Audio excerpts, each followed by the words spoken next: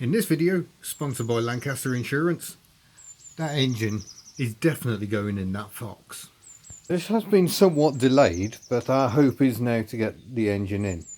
I'm going to try and lighten it by taking the starter motor off, because by heck is that starter motor heavy.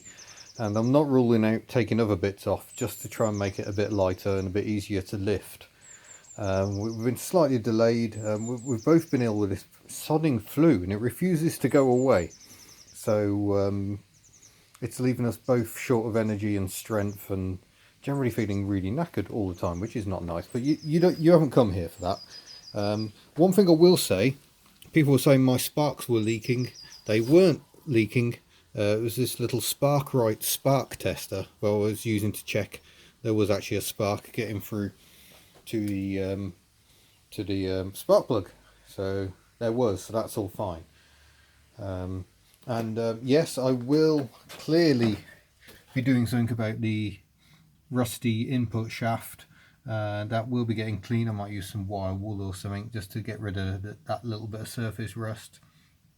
And then we'll grease that up. But I'm not going to grease that shaft until we are ready to drop the engine in. Because otherwise I'll be worried about bits of crud and stuff getting stuck to it. And I've had people comment on the state of the bell housing and saying, wouldn't it be a good idea to replace the input seal?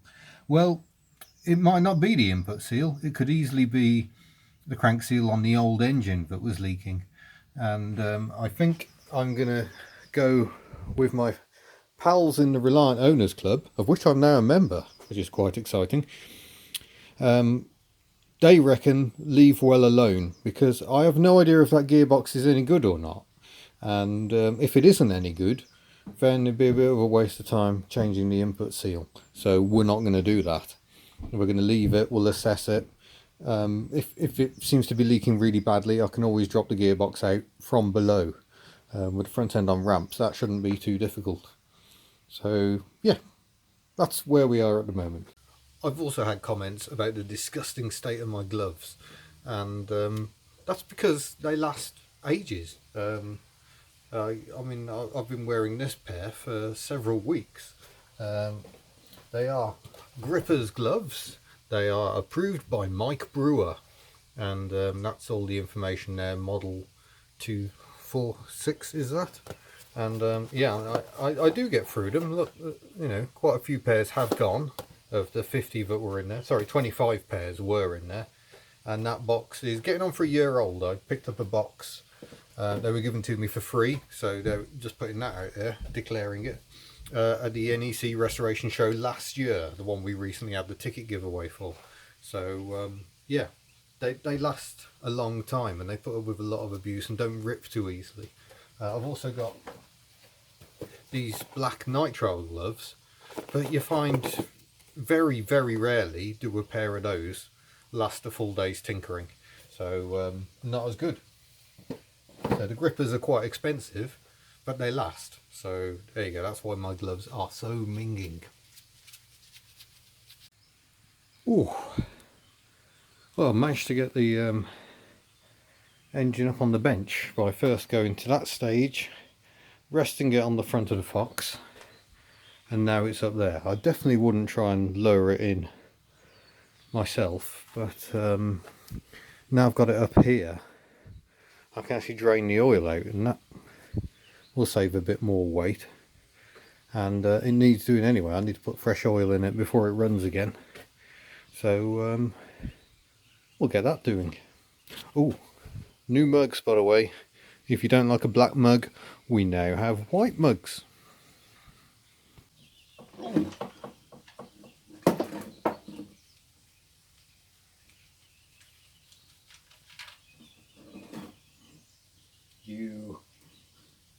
That's quite black. Very, very gloopy.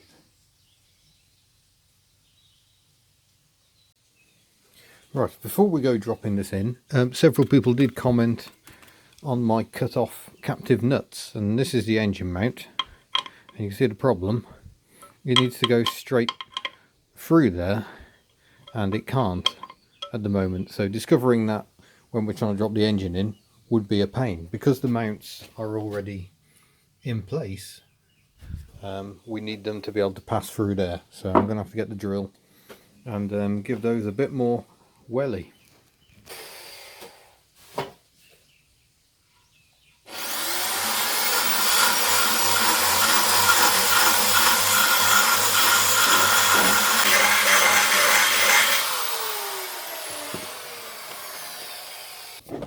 So all we've done is just open those up a bit and the mount happily goes through. Job is a good one. Another thing I need to do is work out which nuts go on the bell housing. I have pots of various nuts. Let's see if any of these fit. What about that one? Oh no, that looks a bit larger. That looks like it might be the sort of thing. Oh no, too large.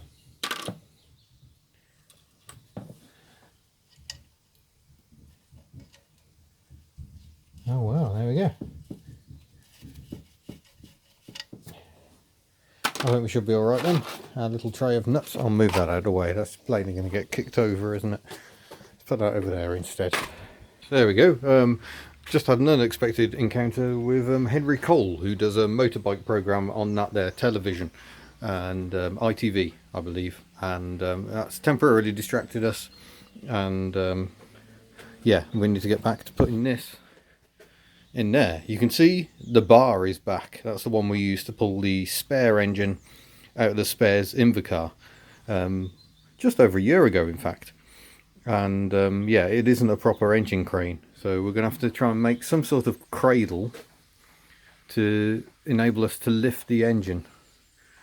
Obviously a proper engine hoist would be the way people would normally do these sorts of things, but we don't have one of those. So it's time to improvise. Right, we're at the moment of truth. We have Mrs. Hubnut. We have Mrs. Hubnut's amazing knots. Cat's cradle.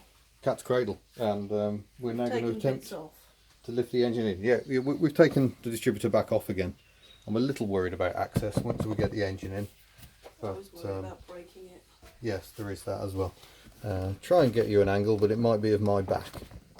We're going to do that side then. Yeah, I think so. As I'm here now. Yeah. Yep, okay. Right. Let me not get tangled up in this massive great little bit of thing. Yeah, I think first stage might be to just do that, to be honest. Yeah. Yeah. So I've got room. I think I might need to get my shoulder under this because we do get quite a long way up. Okay, should we stage one onto the front bodywork? I didn't get my shoulder under it. There we go. Oh, that mat is now going to get completely in the way, isn't it? I didn't know we were going towards you. Oh. Okay, I'm going to have to come down off the step. Okay. And up. And now towards you.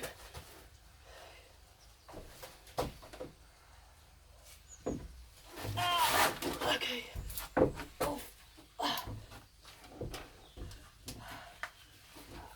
Oh, I can't move.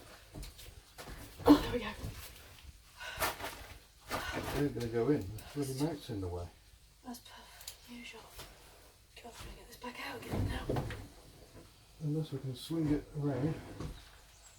It's possible. No, the cradle's coming off at the front. This is not good.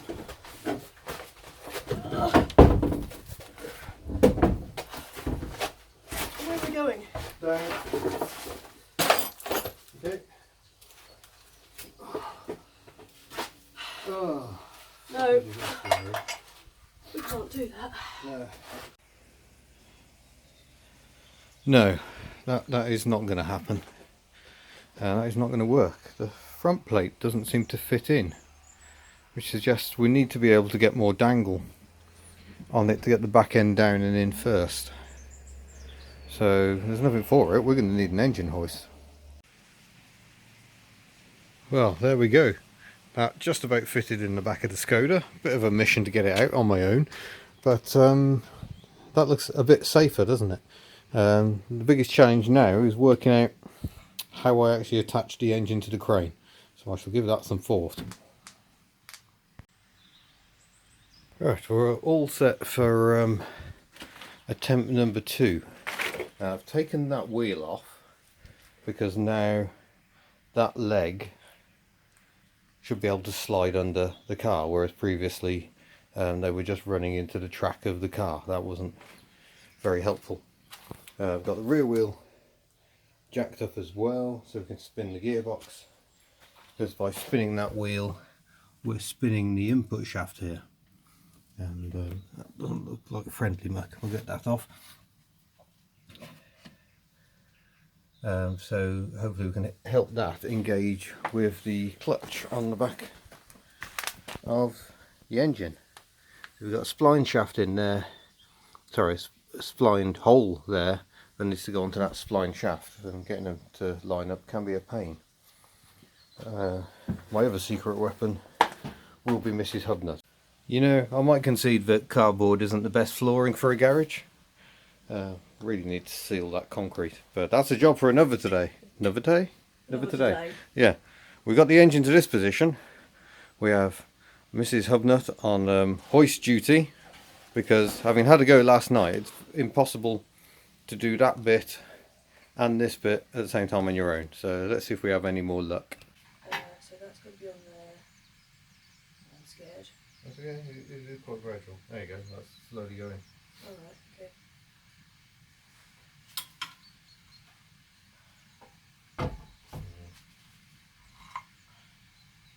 Stop.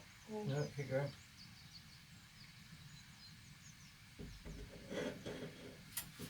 This is a difficult bit. It has to drop. Ah, no. I'm stopping it because Yeah, it needs to go like that.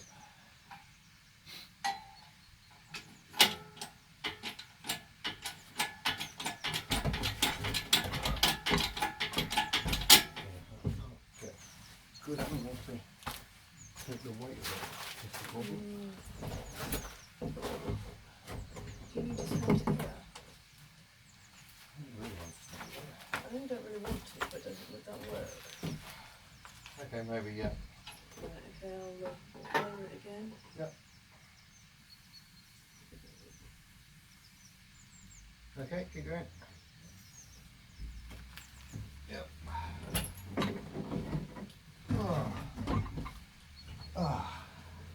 That's why I didn't want to stand there and bang my head on the hoist. Only a teeny bit. Let's just have a rest there for a moment. We've got the engine in. The next challenge is to get it a bit further back. Oh. Oh. Oh, this is not much fun. Right, I think we're at the height we need to be. Yeah. I wonder if I need you on rear wheel duty now. Oh, to jiggle that thing round.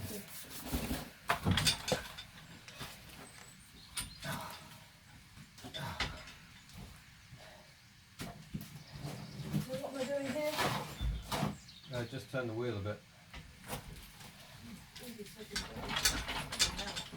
Oh, I've got the handbrake on. Thanks, dear. I also think I'm stuck here. I don't think I can lift this on. Okay. I don't think worry about that spline. I don't think I'm actually on it yet. Oh, okay. I'm just going to have a rest. While we're having a breather, the postman's just been. Apparently that gets to our house. That's quite remarkable. I wonder what it is.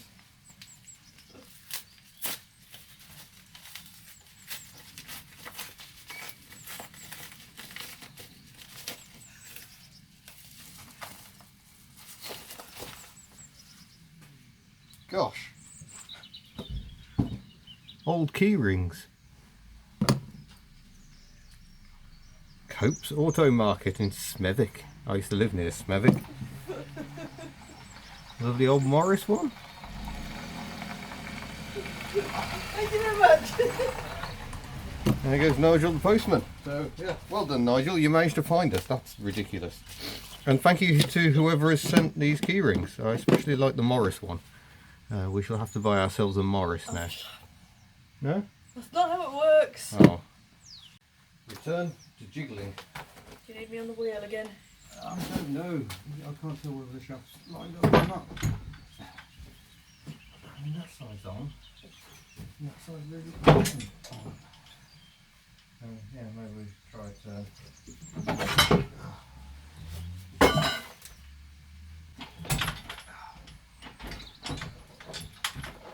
No, that doesn't feel good at all.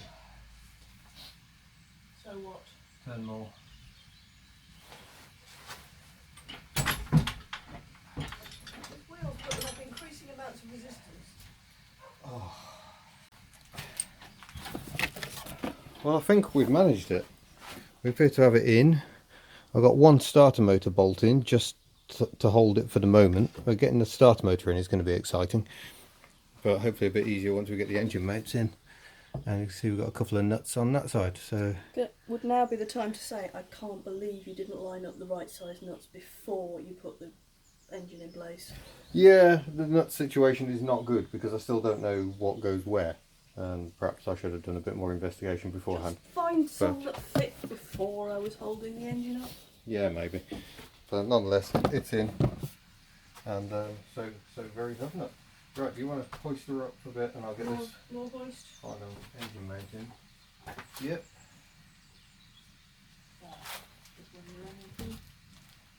Yeah, right under there.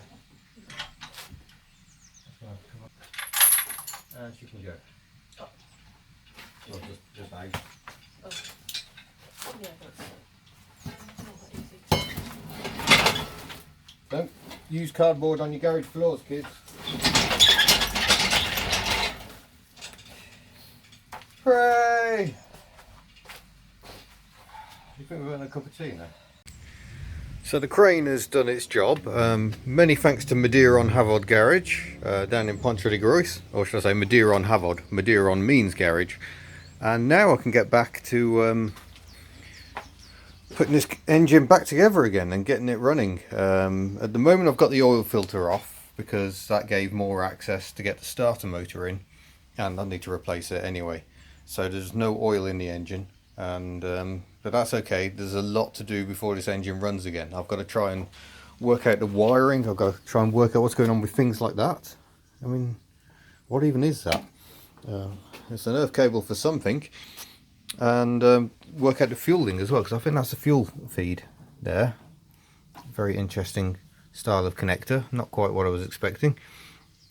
So still plenty to do to keep me occupied, and you know, working out where wires go. You know, is that the oil feed light? It could be. Yeah, there's a lot to suss out, so it's going to be a while before this one's actually up and running, but nonetheless, pleasing progress. The engine is at least in, and now you can see just how far back the engine sits. I mean, it's right under the scuttle really, which is why I'm glad it's already got new spark plugs in it, although actually the access to the spark plugs isn't quite as horrific as I anticipated. I've just noticed that hose has split, but we might be alright because Adam kindly supplied some new pieces of hose, so that might get us out of jail there. And then there's the heater to sort out. That's not in great condition. There's still a lot to do before we go driving on the road in Project Fox, but yeah, hopefully in the next video we will actually go for a drive.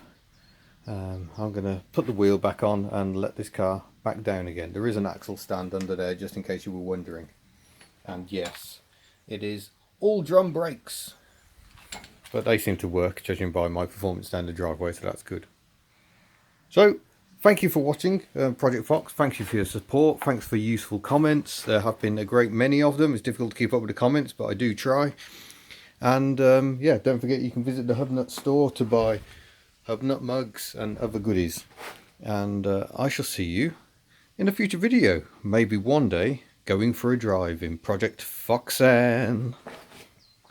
Farewell.